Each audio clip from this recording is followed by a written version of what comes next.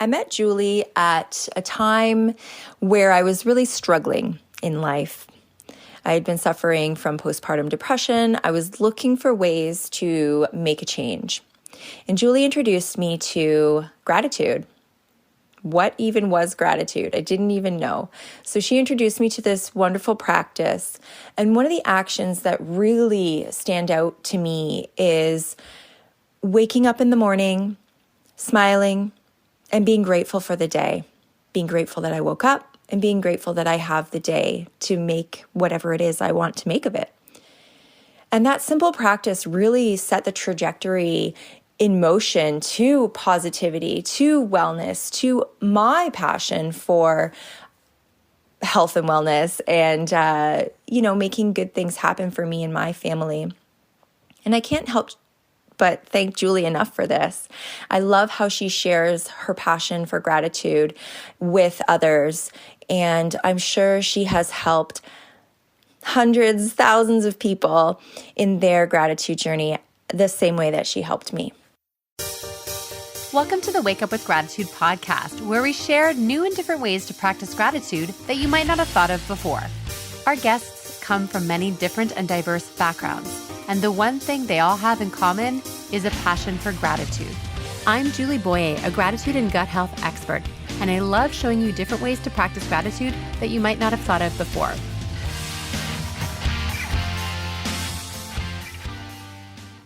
We heard from my good friend, Crystal Nash, during the introduction. She is a women's health coach and Kundalini yoga instructor. She's also an incredible mom and has recently completed a cross North America trip with her family in their camper. And they've now returned back and are on to new adventures. And I'm so excited for Crystal. And I wanted to say thank you for introducing this 200th episode of the Wake Up with Gratitude podcast. This is going to be a bit of a different episode. I'm going to be sharing a few little stories and testimonials from friends, past guests, and podcast listeners, as well as an interview with my daughter, Celine. She asked if she could be a guest on my podcast, and I thought this 200th episode would be a great way for us to celebrate together. Reflecting on the past 200 episodes, I can't believe I've been doing this podcast for over 3 years. I did my first 100 episodes in the first 13 months, and that was a lot. My podcast has been a weekly series since then, and I did take a short sabbatical this summer as I was dealing with chronic pain and trying to recover from burnout. I wasn't even sure if I was going to come back to the podcast, but it turns out this is one of the things that brings me so much joy.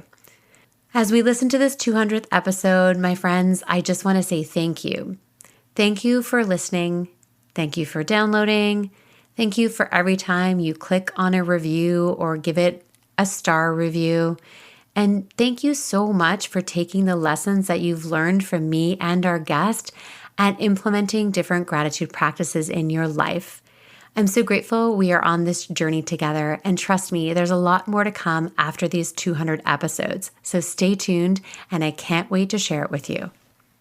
Hey there, gang. It's Blanchard Zawleski here of Attitude of Gratitude with Chronic Pain. And I just want to congratulate Julie on 200 episodes of the Wake Up with Gratitude podcast. It has been a life-changing podcast for me to listen to, as well as be a guest on. She has incredible topics, expert guests, and every week I can be assured that I will find something that will help boost my feelings of gratitude. And it's always a pleasure to share each episode with the members of my community so that they can find gratitude despite their struggles like chronic pain and illness. So thank you, Julie, for all that you do, for the guests that you gift us with, and I wish you many, many more episodes. Happy 200th Wake Up with Gratitude podcast. Here we are. It's the 200th episode of the Wake Up with Gratitude podcast, and I'm doing all kinds of special things for this episode, including inviting my daughter, Celine, to share some of her thoughts with me on the podcast today. So, hi, my beautiful daughter. Hello. This is so fun. So we're recording. I'm in my office for one of the very last times, and that's a story that I'll explain separately. And my daughter is in her workroom, playroom on a separate Zoom account so that we could record this together with our professional microphones. Yep. And I also thought it'd be weird if we were just looking at each other. There's not the whole time we're just staring at each other. Exactly. Oh, yeah. Yes, I completely understand. So Celine is our only daughter, and we do a version of homeschooling called unschooling. So we spend a lot of time together. She's 12 years old and would be in 7th grade if she went to traditional school. Last week, I shared a poem that I wrote that is titled One Lesson for My Daughter. And I had a pretty incredible reaction from my community, especially on Facebook. And I thought it'd be interesting for me to read this poem to my daughter as she's listening. And this isn't the first time she's heard it, but I wanted to hear from her as I share these things, just what her thoughts are, her opinions are about this lesson. So we're going to start. There's one lesson I'd love for my daughter to learn, and that's to stop comparing herself to others. Much more than a thief of joy, comparison can make us angry, frustrated, bitter, and more. Comparison reminds us that we don't have enough, while at the same time exposing our privilege. Comparison can lead us to feeling superior to others and just as easily make us subordinate. There will always be someone who is better off and someone who is worse off than we are, at least from our perspective. It's all an illusion that leads to suffering either way. The most painful of all is when we turn the comparison towards ourselves. I want my daughter not to see herself as a before and after, but to see herself as a human being who changes, grows, and evolves. I hope that when she's 40 years old, she looks back on her teenage body with love rather than comparison. Comparisons steal our memories and our future. Wouldn't it be wonderful if we could appreciate ourselves and others as we are in the present moment, rather than needing to compare? Celine, what do you think about what I shared? It is like a very strong message, I will say that. I can definitely talk to my younger self about this. Like I look at my past body and I'm like, it's perfect. And even now I'm just like, my body's perfect. And in my eyes it is. And if somebody tries to tell you otherwise, you don't need to listen to their opinion, because I've learned that taking an opinion of somebody will most likely hurt you. And a lot of the times that is their end goal, to hurt you. But the thing is, the only person that you need to take like answers from, or like, I don't know, it's you. You are the person, your opinion matters of yourself. And I just over time learned that there's so many examples out there. If somebody calls you something, all you can do is brush it off, because it doesn't mean anything to you. They're not supposed to affect you. You may never see them ever in your life again. And if you do, you can just brush it off. You don't have to give them a reaction. You don't have to allow them to be satisfied by completing a goal of hurting you. You just need to, there are so many words to describe it. And it's just very empowering for at a young age. Like I know, like I've heard of a lot of adults just having already a lot of trouble having fear of like getting somebody's opinion, and when they care about their opinion, but you really shouldn't, because you are the only person. You have to live with yourself your whole life. That is true. You do have to live with yourself your whole life. I love that. So what would you say to some of these adults? Because your words they're very powerful for such a young lady to share with us. And that you have the strength to not worry about other people's opinions. And that is a gift, because many, many women my age and older especially really struggle with that, worrying about what other people think of us. And I see that in you. I see that you're not really that concerned about it, which is amazing. And I wanted to ask you, what about, so if the most important opinion is the one I have of myself, what happens, like, what should I do then if I don't feel very good about myself, or I'm being mean to myself. I mean, you saw what happened when I had a big fall a few weeks ago, right? I was really mean to myself. Hello, this is Lisa Long with lisalong.com and Enlightened Life Academy. And this last year, I had the privilege of being on Julie's Wake Up with Gratitude podcast. It was such a wonderful thing because it's right up the alley of what I teach about raising our vibration. And when you raise your vibration with gratitude, which is one of the highest vibrations, everything in your life gets so much easier. Her podcast is professional, it's beautiful, the graphics and the photos she uses are just incredible, and she's a really great interviewer. She's one of the best interviewers I've had interview me. So if you want a podcast that just really helps your heart sing, check out Wake Up with Gratitude.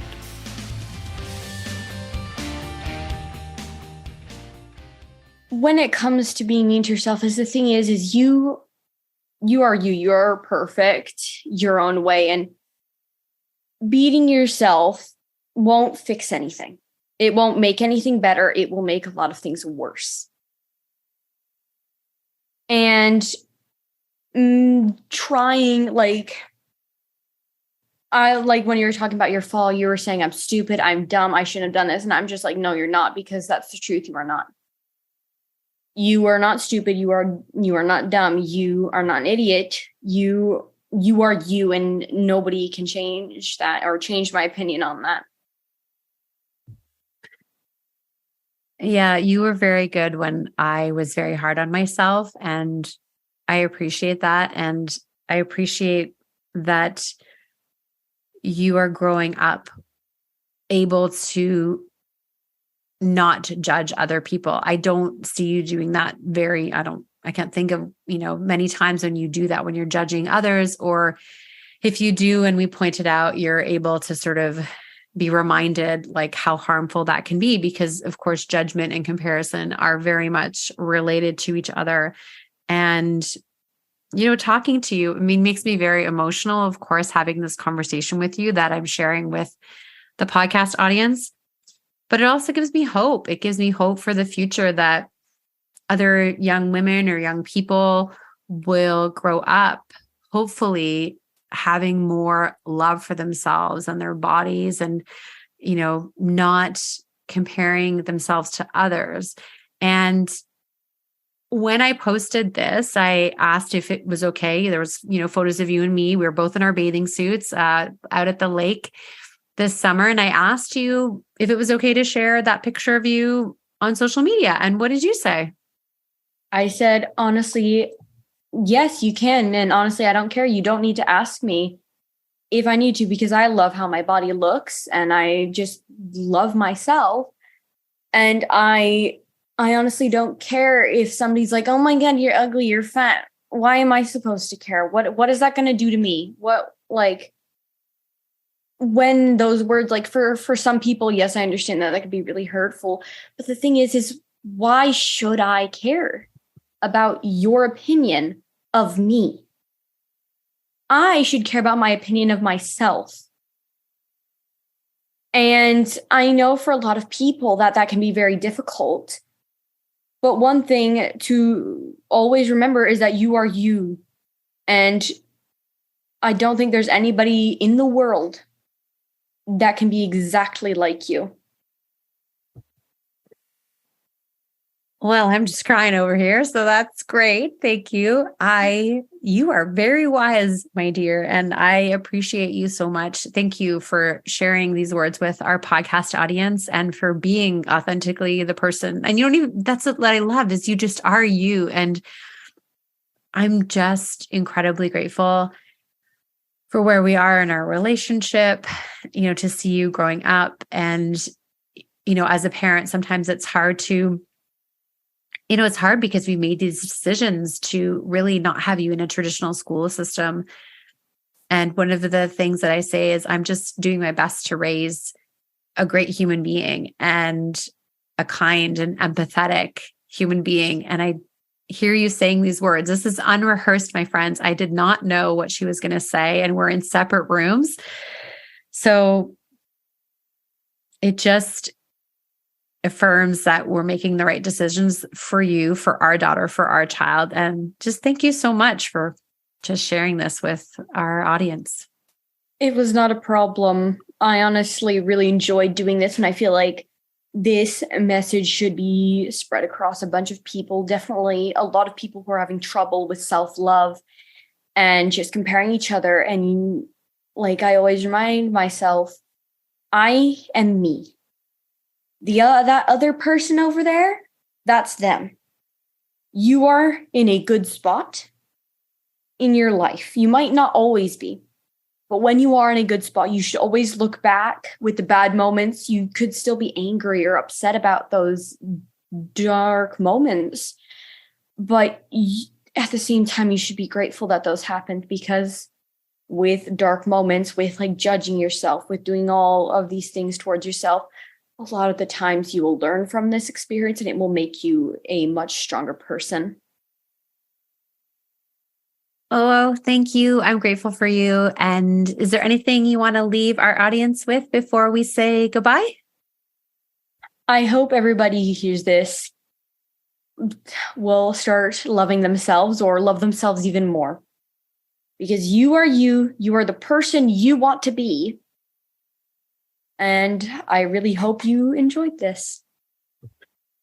Well, I know that I did. So thank you so much to my daughter, Celine, for being on the podcast celebrating this milestone of 200 episodes. And I'm thankful for everyone who listens to her message, because these are some pretty powerful words. So thank you so much, Celine. Je t'aime. Je t'aime aussi. Congratulations, Julie, on this incredible milestone. I'm so proud of you. As you know, not many podcasters reach 100 episodes, let alone 200. I'm honored to have been a guest on episode 154 and thrilled our connection has turned into an ongoing friendship. As a podcaster myself, I know how much love and work go into creating a show, and yours is one of the best. You are an incredible host. Because gratitude is the highest energetic vibration, this topic is so very important. I learn something valuable every time I tune in.